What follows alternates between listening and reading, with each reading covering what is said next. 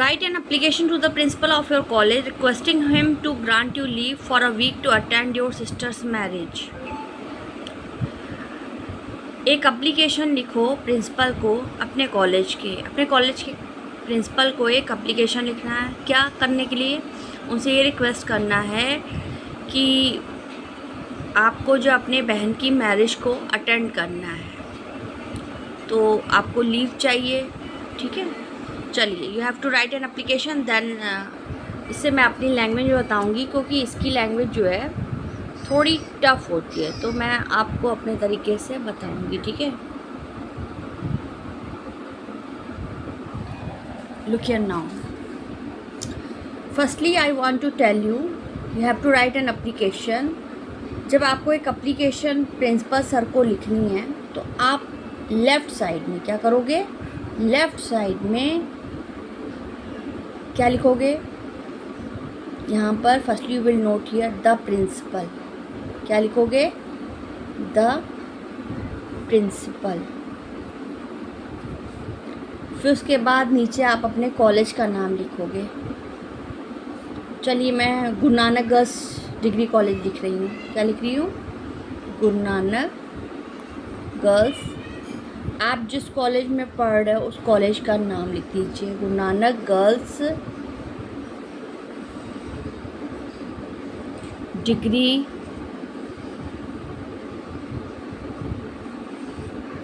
College.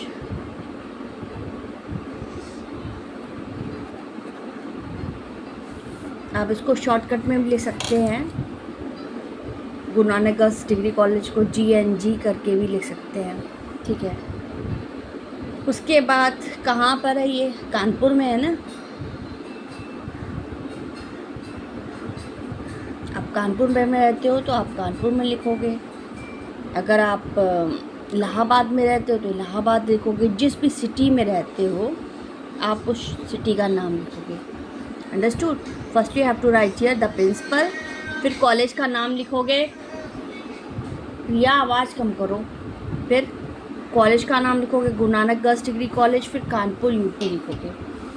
फिर उसके बाद आप डेट नोट करोगे। Which date will you note here? आज डेट कौन सी है?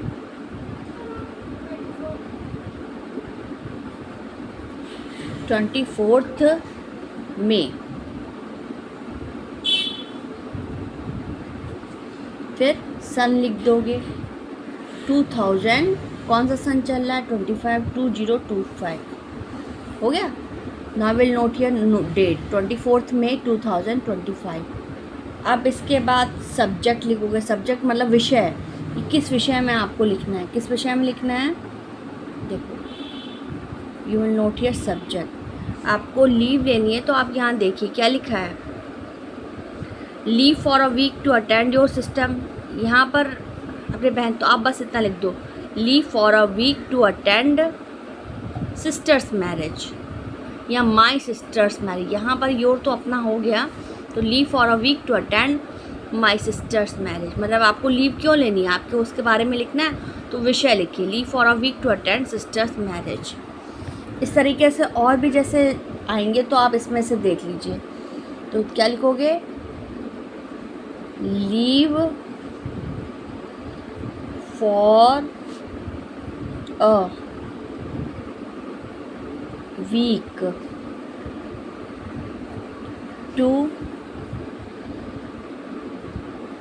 To attend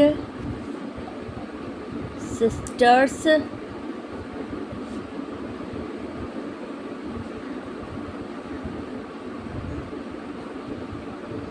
marriage. Leave for a week to attend sister's marriage. लिख लिया। इसके बाद क्या लिखोगे? इसके बाद आप लिखोगे, सब्जेक्ट लिख दिया, फिर इसके बाद लिखोगे रिस्पेक्टेड सर। क्या लिखोगे? सैल्यूटेशन आप नोट करोगे, रिस्पेक्टेड सर। सर है, अगर प्रिंसिपल मैम है तो आप रिस्पेक्टेड मैम लिख दोगे, या रिस्पेक्ट अगर सर हैं तो रिस्पेक्टेड सर। ये भी आप लेफ़्ट साइड में लिखोगे, रिस्पेक्टेड सर। इसके बाद आप क्या लिखोगे? तब आपको बॉडी ऑफ द लेटर आएगा। बॉडी ऑफ द लेटर मतलब किस विषय में आपको लिखना है। तो आप यहाँ पर पहले क्या लिखोगे? मैं आपको सिंपल लैंग्वेज में बता रही हूँ। रिस्पेक्टेड सर, फिर लिखोगे most respectfully.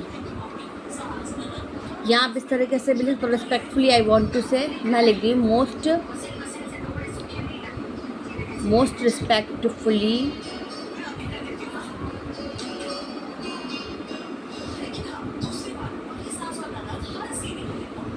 I want to say,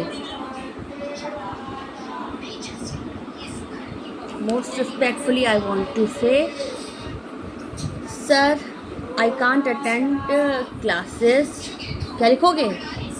क्योंकि क्या बोलना था आपको, बताना है कि आप जो क्लास अटेंड नहीं कर सकते क्योंकि आपकी सिस्टर की मैरिज है। तो most respectfully I want to say, sir यहाँ आप इस तरह से लिख दीजिए, sir I want to take leave for 5 days, मतलब मैं 5 दिन की छुट्टी लेना चाहता हूँ। Most respectfully I want to say, I want to, most respectfully I want to take leave for 5 days। I want to take leave for 5 days। मैं 5 दिनों की छुट्टी लेना चाहता हूँ ड्यू टू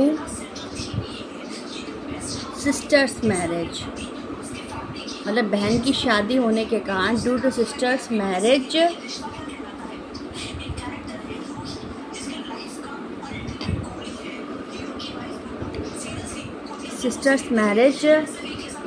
इन आगरा, मतलब मैं 5 दिन की छुट्टी लेना चाहता हूँ क्योंकि बहन की शादी है कहाँ पर? In Agra. So I can't attend classes, इसलिए मैं क्लास अटेंड नहीं कर सकता। So I can't attend classes, so I can't attend classes।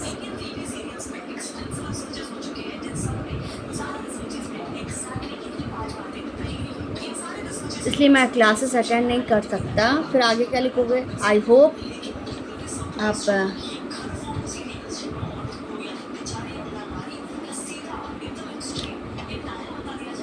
हाँ फिर ये लिख दे, so it's my hope, so it's my request, इसलिए मेरी रिक्वेस्ट है कि you will grant me leave. So it's my request, इसलिए मेरी प्रार्थना है आप मुझे छुट्टी दोगे। You will grant me leave, grant me leave, you will grant me leave for 5 days। आप इसे अपनी लैंग्वेज में भी लिख सकते हो, ज़रूरी नहीं आप रटी रटाई लैंग्वेज को ध्यान दीजिए। हमेशा ध्यान दिया करिए कि कोई भी चीज़ आप लिखते हो तो उसको समझ के लिखिए। You will grant me leave for 5 days, क्या लिखोगे? 5 days। फिर इसके बाद लिखोगे I hope you will grant me leave,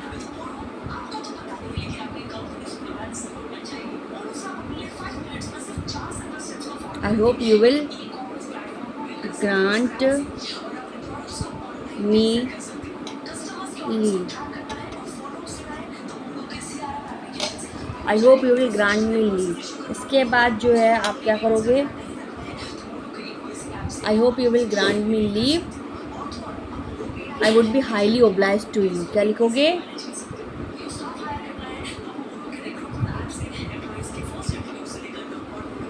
मैं आपका बहुत एहसानमंद रहूँगा, ये लास्ट में लाइन लिख दी जाएगा। I would be highly obliged to you, मैं आपका बहुत आभारी रहूँगा। फिर इसके बाद आप क्या लिखोगे,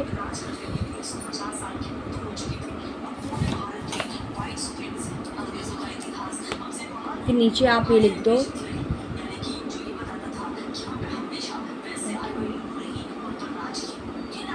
फिर नीचे क्या लिखोगे, थैंकिंग यू। नीचे क्या लिखोगे, थैंकिंग यू। फिर आप यहाँ पर योर्स ओबीडियंटली लिखिए योर्स ओबीडियंटली। फिर आप जब आप एप्लीकेशन प्रिंसिपल सर को लिखते हैं तो थैंकिंग यू, योर्स ओबीडियंटली।